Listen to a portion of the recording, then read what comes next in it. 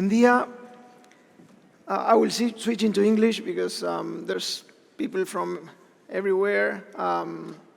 So thank you very much for giving us the chance to share with you all our experiences in the last 3 or 4 years in the ecosystem. So Juan Manuel is my partner, and myself, Sebastián, López, Sansón.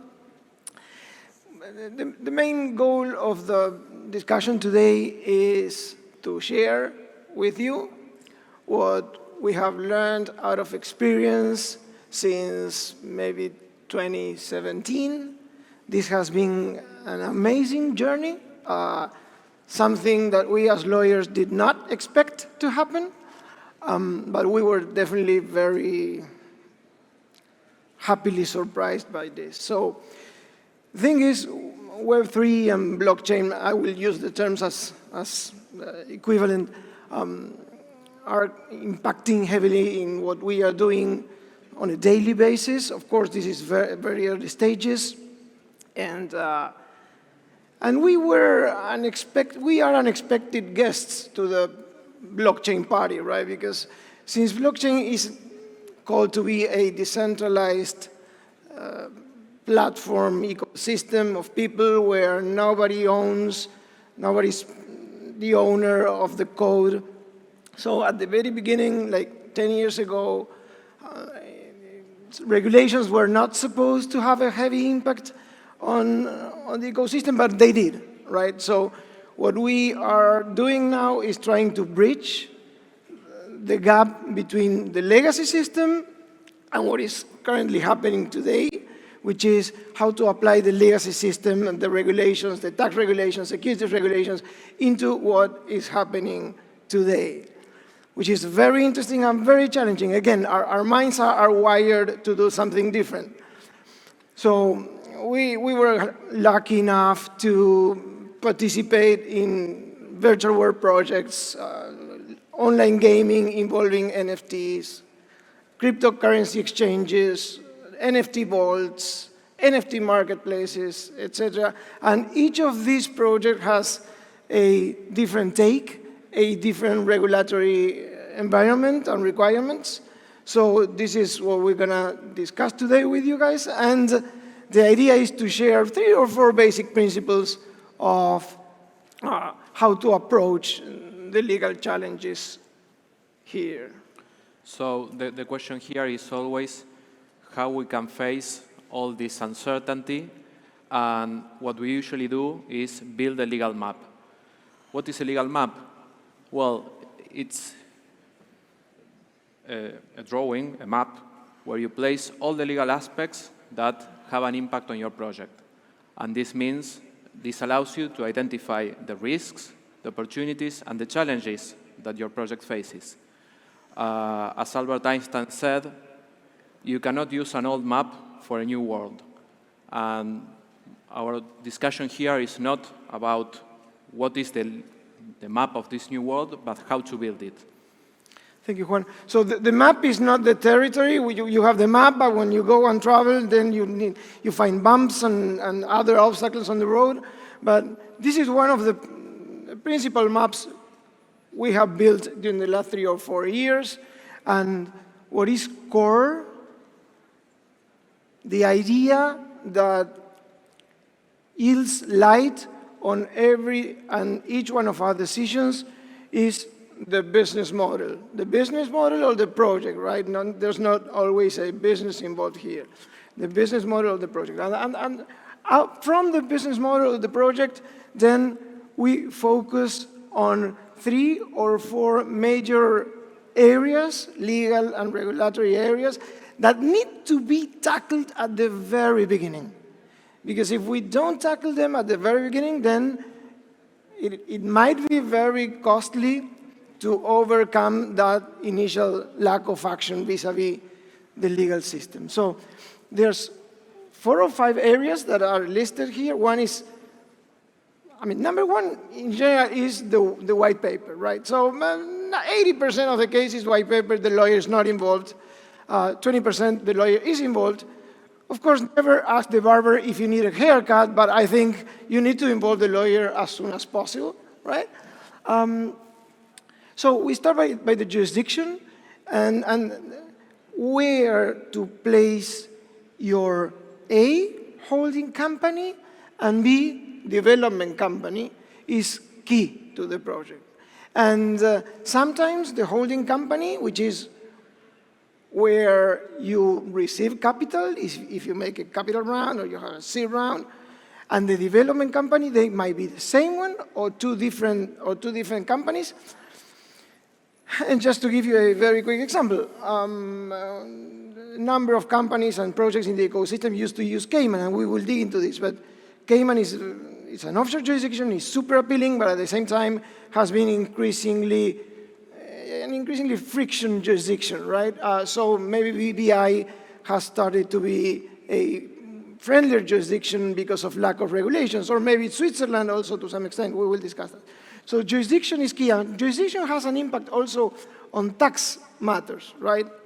Both tax at the level of the project and tax at the level of the stakeholders, naming equity holders, token holders, etc. So the jurisdiction is also key. And also, if the project issues token, a token, ERC20 token, ERC721 token, then securities regulations may be involved.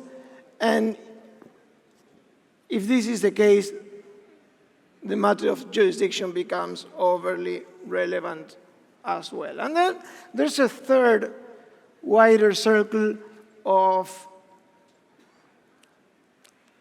I don't want to say less important, but actually less important matters at the very beginning that can be dealt with time. And time is of the essence here.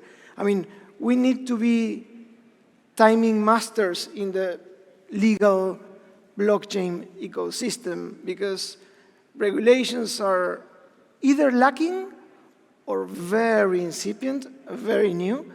And the more I can delay dealing with those regulations, the better and safer and less costly it will be for my project. So this is an initial legal map that you can use to prioritize and to assign resources in a cost-efficient manner. Resources in terms of cash resources, but also in terms of talent. And talent is usually more lacking than financial resources these days.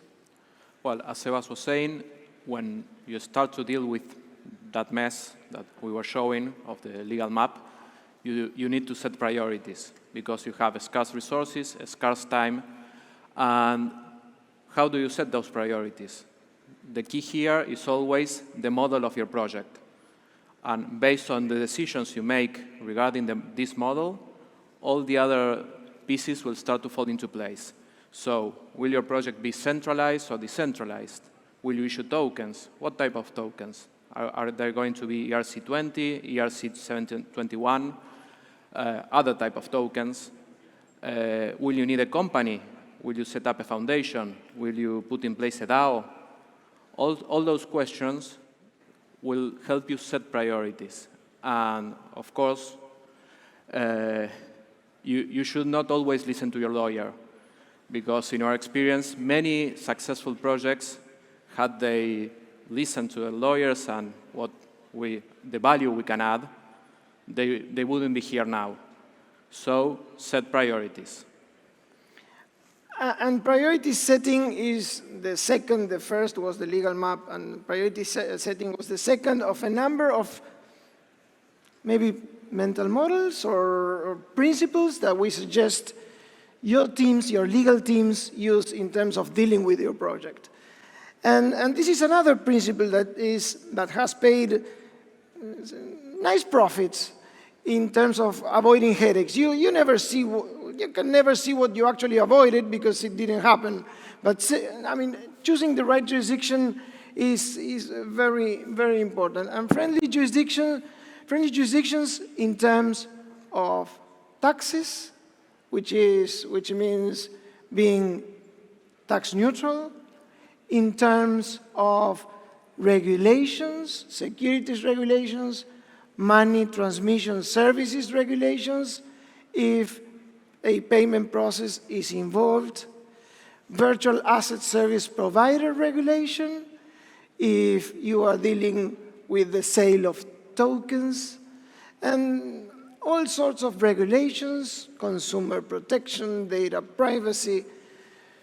So choosing the right jurisdiction gives you a wide margin to act, and also lowers the cost of being wrong. And in the context of choosing friendly jurisdictions, I would say that the feature of flexibility is key. What does flexibility mean? Flexibility means that I can be wrong and I can course correct, right? That maybe I chose the wrong jurisdiction, but I can move out of the jurisdiction without paying significant taxes at the level of the company or at the level of the investors or equity or token holders if there's no investors. Those are not similar. I can move talent without significant friction. I can spin off a part of my project from that jurisdiction to another country, to another subsidiary, where now, because regulations have evolved, it is more convenient for it to be carried out. And let me give you an example. We were helping an online gaming NFT-based company out of the Cayman Islands, but the Cayman Islands, as I said, and there's a lot of offshore jurisdictions here, and offshore is not a dirty word. Offshore in the blockchain ecosystem is super convenient, and offshore in most cases is law compliant, right? And I want to make that clear. So there was this platform that needed to strip the product development activity from the holding activity. So we moved part of the operations from the Cayman Island to the BVI. We moved the product development to the BVI because the BVI is 3-4 years behind Cayman Islands in terms of regulations. And we did that with no cost whatsoever. You can assign talent, you can assign IP, you can assign agreements. So that's part of the flexibility. Another very interesting feature, which I think I missed to say in the previous slide, was that you need to choose a structure and jurisdictions that are commercially appealing. We made many mistakes in the last decade, many mistakes. And out of those mistakes, we learned. And out of those learnings, one might be that even though offshore is not a dirty word, if you have European investors, then that might not work. So that's legally possible, it's not commercially appealing. So your jurisdiction, the flexibility of the jurisdiction also need to do with your decision being commercially appealing as well. There you go. Okay. So also in connection with the jurisdiction and the development of your project, one of the other principles that we have derived from our experience is you should avoid being the low-hanging fruit. And this means, in regulatory terms, when you're being chased by a lion, you don't need to outrun the lion. You just need to outrun the people that are along with you. And as we all know, and we hope there are no regulators here or watching from home, well, you should be as compliant as you can and try not to bring the attention of the regulators in order to gain time, to prepare when you have clear regulations. You don't want to be caught with a regulation that was prepared for another industry that is being revolutionized by blockchain. So although you cannot predict what the regulation will look like, you can always prepare for that. And that means stay high up in the tree, not be the low-hanging fruit. Yeah, and from a practical perspective, that means if this is a commercial startup and we want to tackle a market, and that market maybe is heavily regulated, so maybe I have the chance to run the project from another jurisdiction, much more friendly jurisdiction, and tackle the market from outside of that country. And why is that? I mean, because governments, even the most powerful governments on earth, they have limited capacity, right? And they will usually audit and chase those projects that are closer to home, right? So in terms of a practical approach to decide from where to tackle a market, you need to first assess how regulated that market is. And the fact that I want to tackle that market doesn't mean I need to go into that country, right? So an election there, a smart election there is very, very important. And another principle which is very important is a practical approach. I mean, we lawyers, we have a bug in our head, right? And in law school, what we learn is and this is what people pay us for, right? To identify what can go wrong. And here, everything can go wrong, right? So the practical approach is just to make friends with uncertainty. Make friends with being absolutely certain that you will not be fully compliant. And that's the starting point. And the practical approach means we need to use certain mental models, right? Maybe we need to use a cost-benefit analysis. Okay, how likely it is that this potential liability will be created? What is the cost? What is the upside? How does the upside compare with the downside, right? Probability of upside times benefit minus probability of liability times cost. And we need to see what that math does, right? And in terms of Jeff Bezos, right, the same. Type 1 and type 2 errors. Type 1, consequential and irreversible, then we don't want to go there. But 95% of the topics we deal with are either inconsequential or reversible. And there, we lawyers need to learn how to manage that uncertainty. And that's been a beautiful takeaway, in particular at my stage of the career.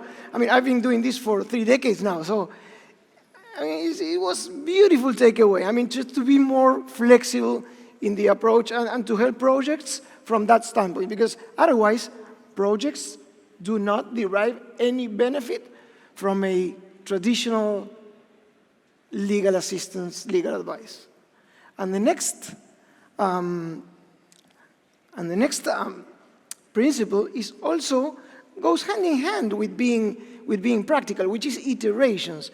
Here as well, like never before, we have seen a beautiful dynamic between the chief product officer and the legal team, and building. I mean, because you can code in a million ways, right?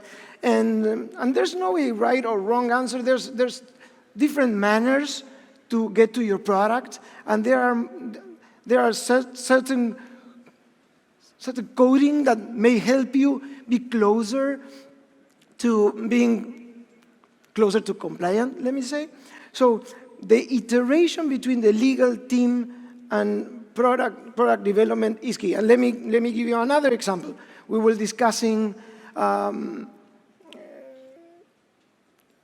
profit sharing in the context of NFTs, between the guild owner and the players, the ones that have the scholarships, etc. So there, we needed to decide if the profit sharing was made by the platform, in the context of an Axie-like game, by the platform, or by the guild, because the guild owner had its own software infrastructure. So from a securities perspective, it made much more sense to lower risk that it be the guild, the one that distributed profits between his company or her company and the player. So that's a clear example where building product together with your legal team makes sense. So iteration with the legal team is important. Great. And the next principle? Yeah, is to have a decentralization plan. As we all know, whenever you have a project that will issue tokens, fungible or otherwise, securities is always a concern. All countries around the world have securities regulations, but as we all know, the US regulator, the SEC, is one of the most active one. It has brought many enforcement orders, and they're always saying, for us, almost everything is a security. But one of the aspects that they look at when trying to determine if your token is a security is how much decentralized the token is. And in that sense, what you need to have is try to tackle that. You need to have a plan, because maybe right now you cannot have a decentralized token at the beginning, because you have a development company and you're building the project, the protocol, whatever. But you can have a plan right now that will allow you to set the stages for decentralization and determine, well, I can decentralize these aspects of my platform now, these other aspects for the midterm, and I will leave full decentralization for the end of my iteration. And so we have seen that. We have helped companies to design a decentralization plan, and we think that this really adds value to the project. And so as a sort of a wrap-up, and of course we came from assuming that blockchain projects tend to be global projects, so everything we have said applies all over the planet and for projects everywhere. So again, key takeaways: build them up, be flexible, avoid being the low-hanging fruit, be practical, choose the appropriate jurisdiction that will be able to let you move freely until regulations are more definitive, if we can call them. And this is it for today. Thank you very much. It's been great. Pleasure.